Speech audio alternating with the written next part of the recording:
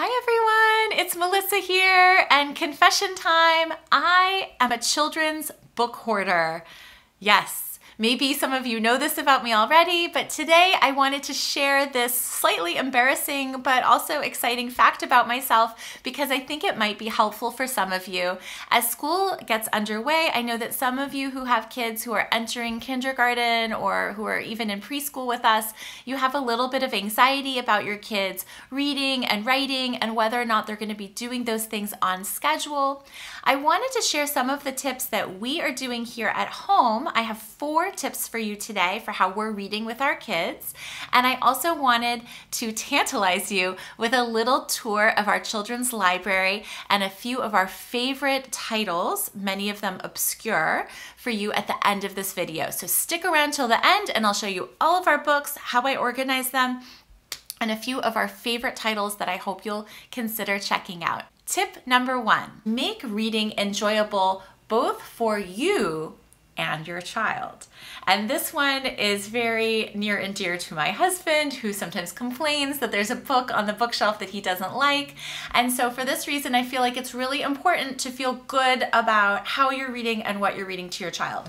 I have one resource for you that totally covers this. This is a book that I read when I had a 6-month-old, and now my oldest is 4.5, going to be 5. Taking Books to Heart is the title. It is an old book, but every new book that's come out or new speaker who's come to talk about literacy at our school goes over all of the fundamentals that are listed in this book. This is from research in the late 70s and early 80s. It's a book that's going to make you feel so good about reading to your kids. So it's a feel-good book. It's not a book that tells you what you're doing wrong. It's a book that tells you that you're doing the right things and more right things that you can be doing.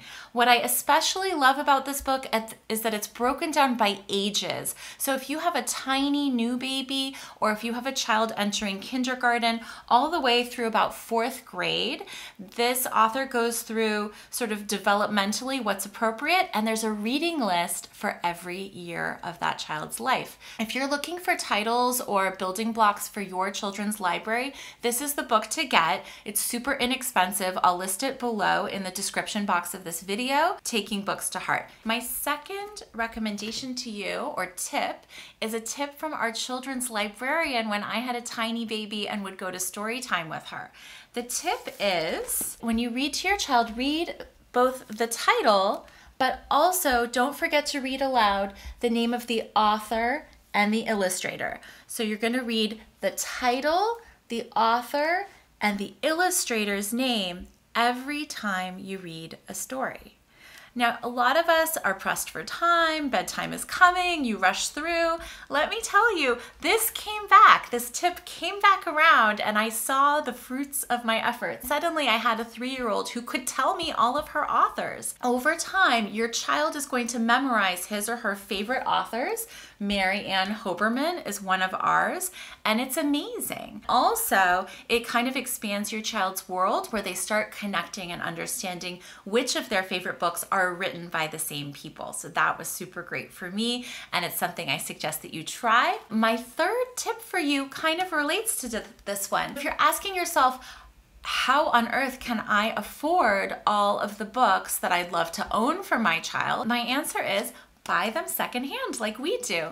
And one of the things that really equips me to do a good job of that is if I'm going to a yard sale or a thrift store or a library book sale, I have committed to memory so many of our favorite books and what the author names are that I can then broaden my library by picking up additional titles by those favorite classic children's book authors and illustrators. The Cozy Book was one that I got at the thrift store that I never would have thought of, and Mary Ann Hoberman wrote A House is a House for Me. And so I knew her name and picked up this book, and this is our favorite book of all time. That is just something to keep in mind. If you're a little bit weirded out by books that have been handled by someone else, let me tell you, I do a good wipe down of any books that I acquire secondhand. We get a lot of hand-me-down books. You wipe off any boogers, any dust. They're good as new. A little vinegar on a rag works.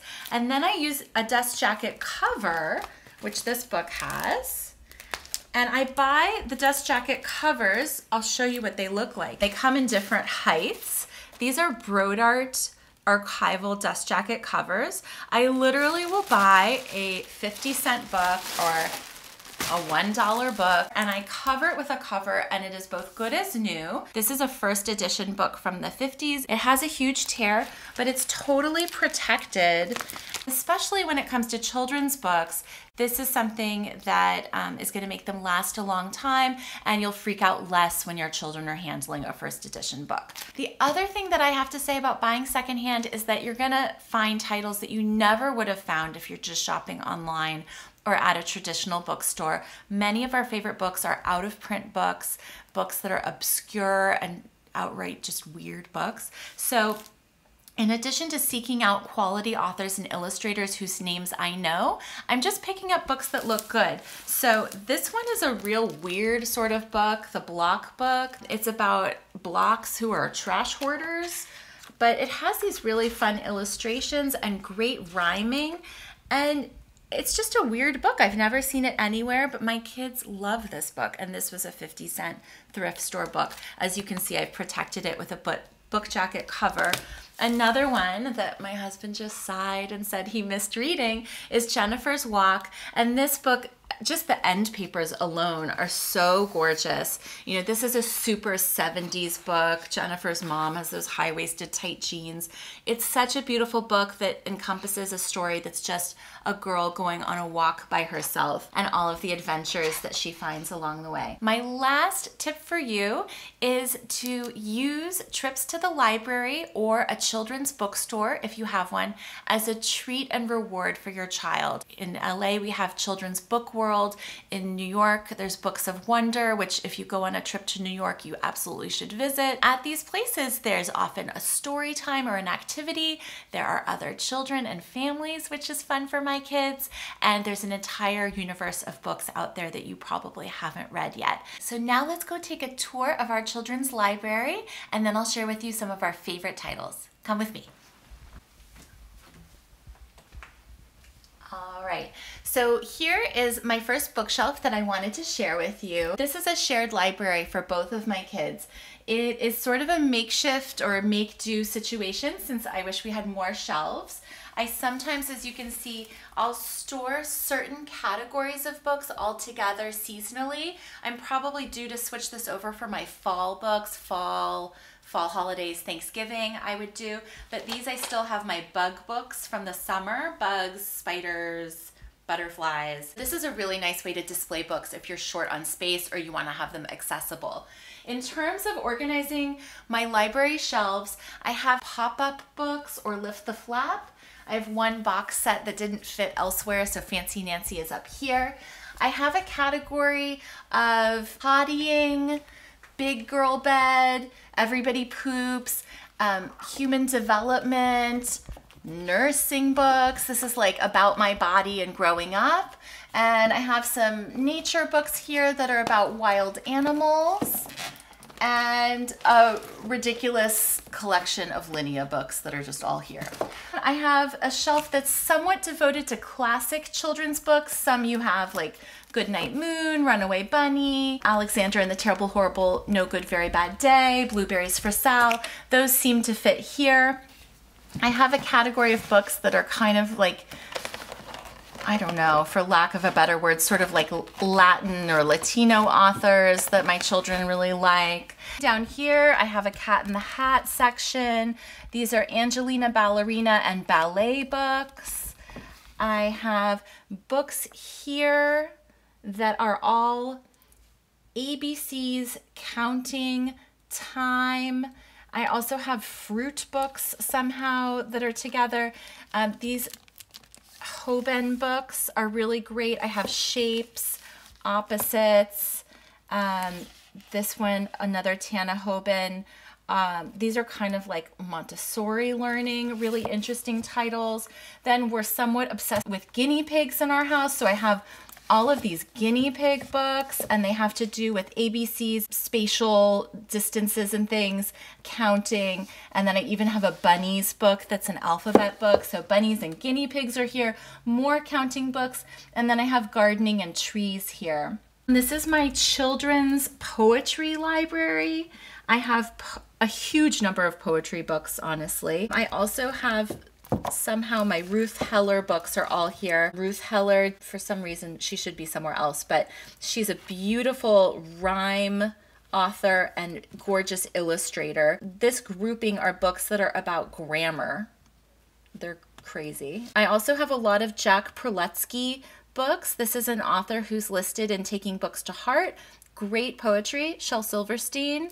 I have some nursery rhymes and then some other books that are just tall and didn't fit elsewhere. And I have a couple of joke books. That's another category we haven't discussed, but joke books are really fun, especially plays on words and puns as your child gets older. I'm gonna go to the other bookshelf with you now. Over here, I have a book basket. This is the babies' books. I have mostly board books in here. As you can see, I have a pretty diverse library, different categories of books. We have a lot of the classics in board book form so that she can just come to them and look herself. We have more guinea pig books here. These are really fun and strange, obscure books. Shapes for Lunch and Color Crunch. They're just unusual. I leave these out for the baby, and the basket is very easily moved, so I can have it in her room, in this room at bedtime, or in the family room. So I highly recommend any sort of basket to contain your books that are touchable, that can be looked at by your child unsupervised. I think it's important for them. Here's just another bookshelf where I've categorized my books. A lot of my thin books are here, and I might need a different system for them eventually. Our critter collection, and then all of those really thin critter books that my kids like. Berenstain Bears books. I have the Munch books. I'm So Embarrassed, Alligator Baby, The Paper Bag Princess is a favorite. Golden books here. I have a strangely robust section on popcorn, Popcorn Dragon, the Popcorn book, and this book called Popcorn. We have sort of some retro vintage books. These two Massey books that we love. Good Neighbors is a favorite. Margaret Miller is a photographer, and my children love her books because they're pictures of children. Now I'm Big is one that goes from baby to preschool age with the same group of children. Bruce Degen is one of those authors that my children have memorized. Bruce Degen has done Jamberry, Sail Away Home, and he's the illustrator of the Magic School Bus series. Other weird things, like I have a book about letters and pen pals. This is an alphabet book. What is your language? It's international, so this has like an international flavor over here. I have the Oversize lap book version of some of our books. These are really big and fun for a kid to look at by themselves, but they take up a lot of space. But just something to know about, that this is a format that's not called a board book, it's called a lap book. This is a crazy shelf that is almost entirely devoted to animals. We have the Toot and Puddle books, the Olivia books, books that are about process. So I have books about building houses, tools, building birdhouses, wheels, and cars. These are kind of process books, I would call them. I have some Sesame Street, some nursery rhymes, Richard Scarry. I have a pretty robust collection of Maira Kalman books. These are really eye-popping and fascinating. Some etiquette books. This is where we get into the animals, and I've done animals alphabetically. We love animals, so I start with general pets, birds, cats, dogs, horses, and then it gets a little more obscure. We have mice, and Zach's alligator is misfiled, a lion, an owl book, and then we have a great book about skunks called What's Wrong with Being a Skunk, and our favorite snake book is Crichter, and Never Tease a Weasel. That's a great vintage book that we have. And this is Americana, so I have American history. These two books we love, Abe Lincoln and George Washington's Teeth. I have the firefighter book filed here, Thanksgiving books, and at the very end, these are mystery books or hide and seek books. Betty's Burgled Bakery, Look for Ladybug in Plant City, and The Great Lollipop Caper. All three of these books are books that I found from book reviews in the newspapers. The New York Times and the Wall Street Journal both do amazing children's book reviews. You can either read them weekly, like I like to do, or at the end of the year, they do a roundup of the best children's books and picture books for that calendar year. I read those reviews and I'll pick and choose some titles and I'll add them to a wish list for the relatives if people are buying holiday gifts. Let's go sit down with the pile of books I've pulled for you. So, starting with you and your babies, I wanted to talk about our all-time favorite book for babies, which is Wow Babies. Probably the sweetest sound to my ears is when a baby asks for Wow Babies. Something about seeing pictures of other babies is so satisfying for a baby. I'll link this for you below. If you don't have it, you need to have it. This is a great gift for people expecting or for a new baby in the family. Both of my children have loved Wow Babies. I have several copies. Of Wow Babies. So we have Board Book and the Big Book of Wow Babies. In this genre, some of them I've sought out secondhand. Tot Shots and Baby Faces are two lines of books that do photography of young children. These are very simple books for young babies under a year old. They rhyme. They have a diverse selection of babies, and then they're thematic. Fun in the Garden, my kids love. This was a thrift store book. Kids love pictures of other kids. Any Fujikawa book, they usually have nice rhyming. Also, like a nice diverse sort of assortment of babies, depending on what your baby looks like. 10 Little Babies might be my favorite, but we also have these titles. This is a great rhyming book about a bedtime routine for babies a year old or younger. My next category of books for children around a year old, approaching 2, and a little bit older are books that I would say have ideally some rhyming and great writing and lush, complicated illustrations. The Cozy Book has so much complexity just on the title page that this book has a really long life for us. This book has gone from age 1 and now we're almost 5 years old and we still love reading it. Even if you've read it a million times, it's super pleasing in terms of its writing and rhyming. It has a lot going on in it. You can pick it up and put it down, but it's just a perfect story about a day in the life of a child. Now the child is going to bed. So this book meets that criteria of complexity, rhyming, and lush illustrations. The illustrator is Betty Fraser. The Hound from the Pound, you might know this illustrator, Jill McElmurray from Little Blue Truck. If you like Little Blue Truck and you like animals, you're gonna love Hound from the Pound. This book talks about dog breeds, and I credit my children with knowing their dog breeds from having read this book. So this one is also very complex, has great rhythm and rhyme, and is really nicely written.